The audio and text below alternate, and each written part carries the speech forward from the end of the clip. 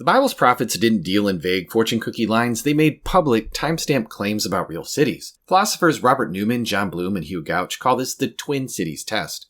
Take two ancient cities of similar size and influence. The prophets predict opposite fates.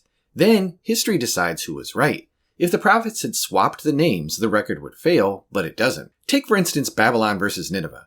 Babylon was once the most powerful city on earth. Herodotus called it an exact square. In magnificence, there is no other city that approaches it. The walls were said to be 200 feet high and 85 feet thick.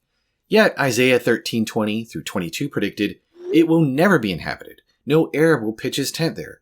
Wild animals will lie down there." And Jeremiah 51:26 added, "No stone shall be taken from you for a corner or a foundation, but you shall be a perpetual waste." By 150 BC, Babylon was finished. Most people moved 20 miles north to Seleucia.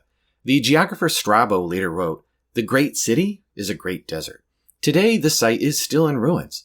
Saddam Hussein tried rebuilding it in the 1980s, and historians called it a Disney for a despot. The Euphrates has shifted course and left the area swampy, exactly what Isaiah said: no tents, no grazing, only wild land. Nineveh, on the other hand, the Assyrian capital, got a softer verdict. Zephaniah 2:13 through 15 said, "It would be a desolation, yet herds shall lie down in her midst." The Babylonians destroyed it in 612 BC. For centuries, the site disappeared under the sand near modern Mosul. The Arabic name for the main mound, Kunujik, means place of many sheep.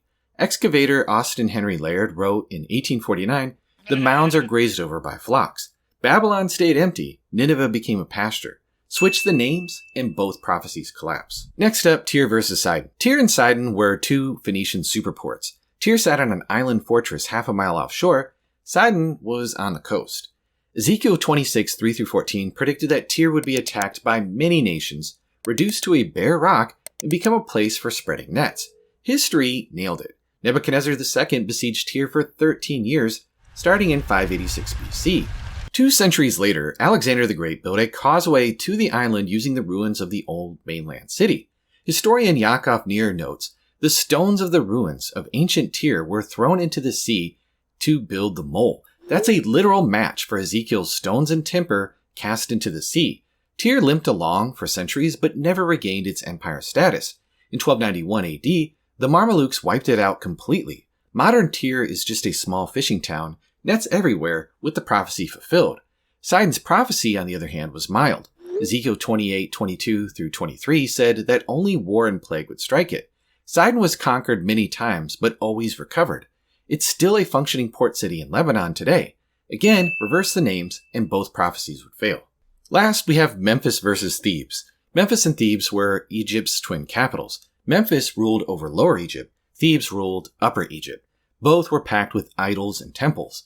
Ezekiel 30:13 through 14 said, "I will destroy the idols and put an end to the images in Memphis. There shall no longer be a prince from Egypt." When Strabo visited around 30 BC, Memphis was still alive, large and populous next to Alexandria in size. But over time, the prophecy landed. In 641 AD, Muslim armies founded Cairo nearby. Memphis was abandoned and stripped for building material. Its statues were smashed. Its idols were ruined. Egypt's last native pharaoh, Nekhtenebo II, had died in 342 BC. There's been no Egyptian prince since. Thebes, on the other hand, got a different word. Ezekiel 30:15 through 16 predicted punishment and fire, but not total extinction. And history fits. Assurbanipal burned it in 663 BC. Later, Ptolemy Lathyrus burned it again in 92 BC. And Cornelius Gallus destroyed it in 29 BC. Yet, Thebes revived as modern Luxor. Its ruins, Karnak, and the Valley of the Kings still stand. Memphis vanished, Thebes survived. Predicting long-term ruin for ancient cities was like betting New York would never rebuild if it fell. Almost every major site came back. Newman, Bloom, and Gouch give each prophecy pair about a generous 1 in 64 shot of being right simply by chance. 3 pairs hit. That's 1 in 262/144 odds, less than 0.5%.